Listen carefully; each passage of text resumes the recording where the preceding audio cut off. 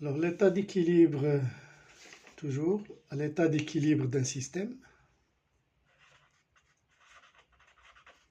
L'état d'équilibre d'un système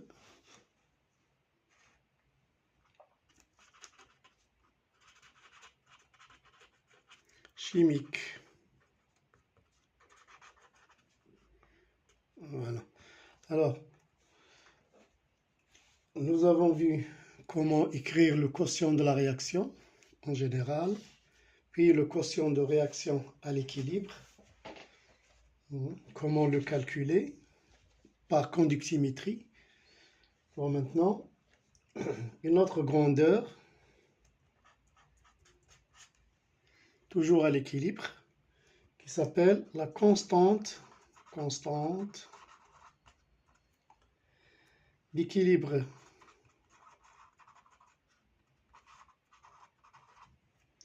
Constante d'équilibre. Alors pour le quotient de la réaction, QR ne dépend que de la température. Alors on définit la constante d'équilibre K associée à l'équation d'une réaction comme étant la valeur que prend le quotient de réaction QR équilibre à l'état d'équilibre. Donc finalement, la constante d'équilibre notée K, ce n'est rien d'autre que la valeur du quotient de la réaction à l'équilibre. Donc K, c'est QR équilibre. Rien de nouveau pour l'instant. Alors pour une équation ou pour une réaction, par exemple, qu'on a pris tout à l'heure, CH3COOH plus H2O, qui donne CH3COO- plus H3O+, réaction de l'acide éthanoïque avec l'eau. Nous allons écrire K, c'est, alors on va le mettre ici, K, c'est QR équilibre, et c'est aussi la concentration de CH3COO- fois H3O+, à l'équilibre toujours, divisé par CH3COOH.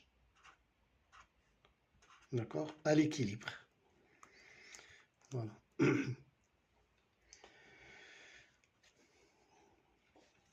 Toujours les produits divisés par les réactifs. Dans ce sens.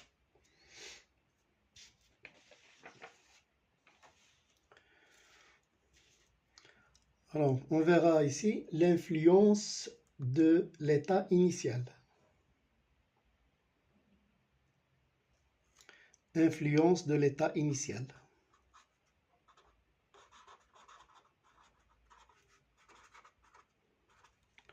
De l'état initial. Alors, influence de l'état initial sur quoi? Sur le taux d'avancement de la réaction. On prend la même réaction ici. Si on met alors CH3COOH plus H2O qui donne CH3CO- plus H3O+, aqueux toujours. Alors nous avons vu tout à l'heure que à l'état d'équilibre, c'est ce qui nous intéresse, ici nous aurons CV moins X équilibre à l'état d'équilibre, T équilibre. Ici, excès, utilisé en excès, X équilibre. D'accord? Alors, pour X maximum, on considère que l'acide éthanoïque est limitant puisque l'eau est en excès. Donc, nous aurons CV moins X max égale 0.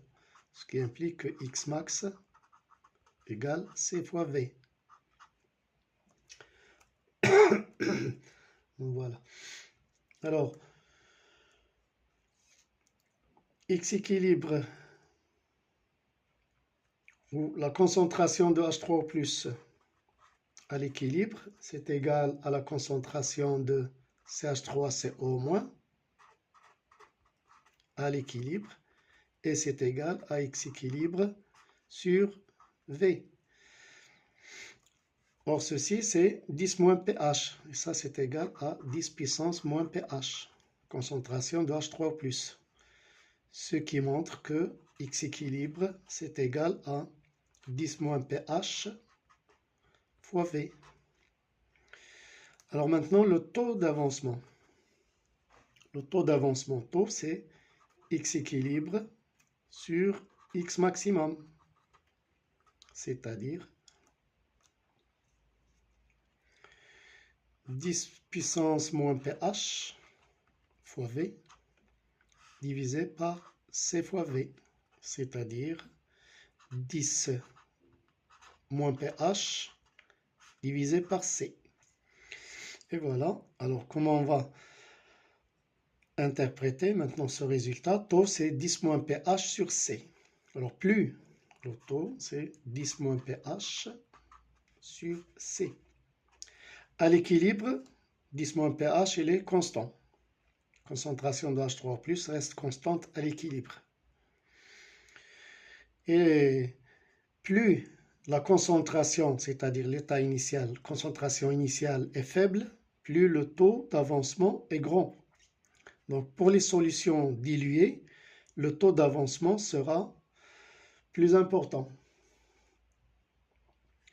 Donc on va l'écrire ici. Plus C est faible, c'est-à-dire solution diluée,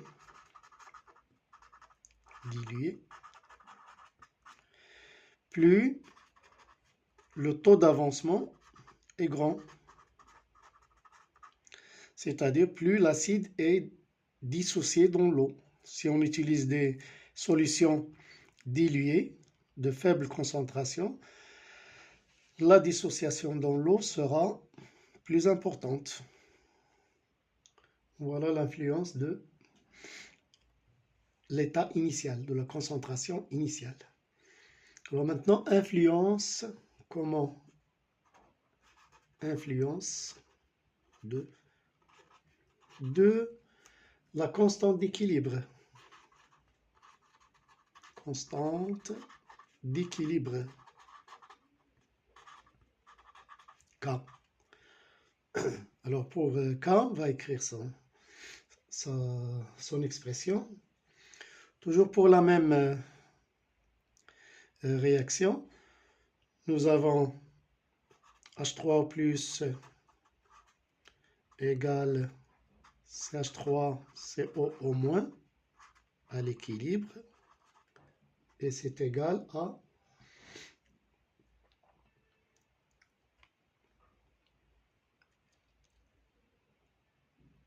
X équilibre sur V.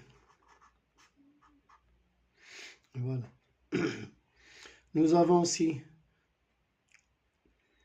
X maximum égale C fois V, et nous avons taux, alors taux, c'est X équilibre sur C fois V. Ce qui montre que X équilibre, c'est égal à taux CV. Alors si on place ici, ça devient, alors taux CV divisé par V, c'est-à-dire taux fois C. Alors H3+ égale CH3CO- égale taux fois C. Bien. Pour la concentration de CH3COOH à l'équilibre, c'est, on a vu, CV moins X équilibre, c'est-à-dire moins taux fois C, divisé par V. Alors, c'est-à-dire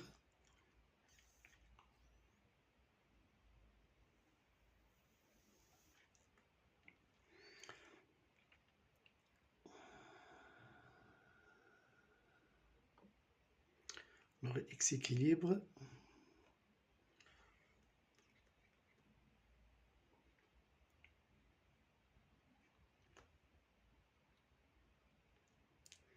voilà, c'est ça.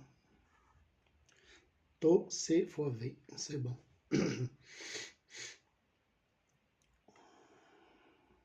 V ici, c'est ça. Donc finalement, on simplifie par V, il me reste C moins taux fois C, c'est-à-dire C fois 1 moins taux. Voilà, donc j'ai les concentrations de H3 plus CO- en fonction de taux, et j'ai la concentration de CH3COH en fonction de taux. Donc, qu'est-ce que je vais en faire? Je vais écrire maintenant l'expression de QR équilibre qui est égale à K. C'est-à-dire, alors je refais ici, H3 plus à l'équilibre fois CH3CO au moins à l'équilibre divisé par CH3COOH à l'équilibre. Bien, alors c'est C fois taux, donc taux au carré, C au carré, divisé par C fois 1 moins taux. C'est-à-dire finalement que K est égal à, on simplifie par C, donc C, taux au carré, divisé par 1 moins taux.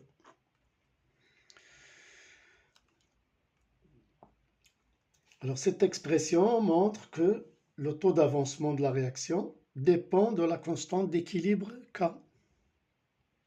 Ils sont liés. Plus la constante d'équilibre K est grande, plus le taux d'avancement de la réaction est élevé. Ils sont là proportionnels. Taux au carré et là K. Degré de proportionnalité.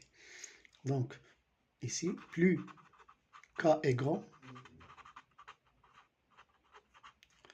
plus taux est grand.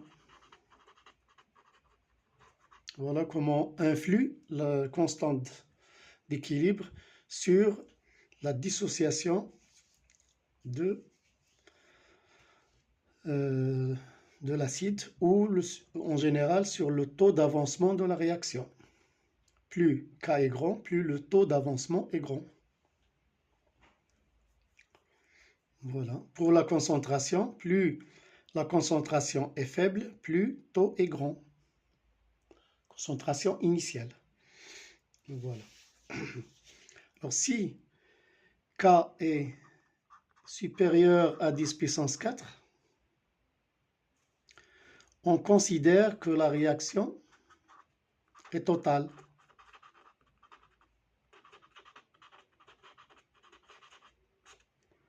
D'accord? Alors, plus K est grand, plus taux est grand, mais K, s'il dépasse la valeur de 10 puissance 4, on considère que taux est égal à 1. Donc, réaction totale. Voilà. Alors maintenant, les critères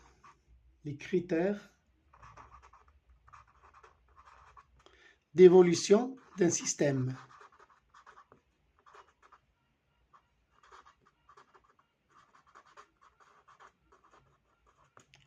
Critères d'évolution d'un système. Système chimique, bien sûr. Alors, ça veut dire quoi? Alors, généralement, un système chimique évolue spontanément vers l'état d'équilibre. C'est-à-dire que QR tend toujours vers K, vers la valeur de QR équilibre. Alors nous avons 3 cas. Si QR est égal à K, alors là c'est équilibre. Le système est en équilibre. Si QR est inférieur à K, alors que fait le système? Le système évolue, évolue dans le sens 1.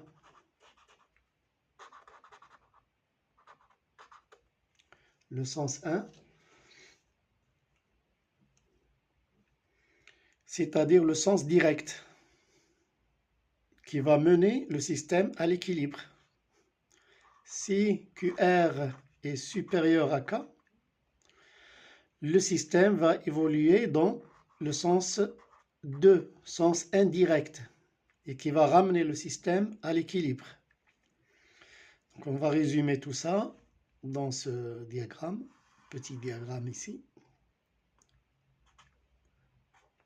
Donc nous avons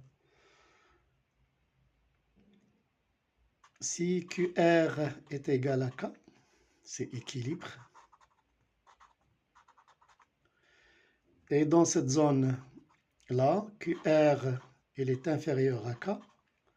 Donc ici, le système va évoluer vers l'état d'équilibre, c'est-à-dire le sens 1. Si dans cette zone QR elle est supérieure à K, eh bien, le système va toujours évoluer vers l'état d'équilibre. Et là, c'est le sens indirect, sens 2. Voilà. Donc, comment prévoir l'évolution d'un système?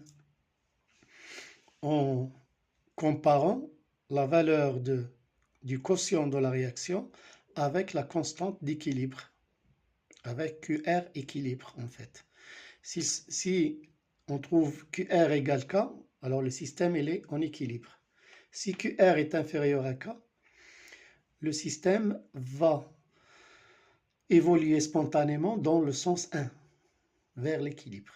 Si QR est supérieur à K, il fait la même chose, il évolue vers l'état d'équilibre, mais cette fois dans le sens 2. Voilà. Merci et à la prochaine.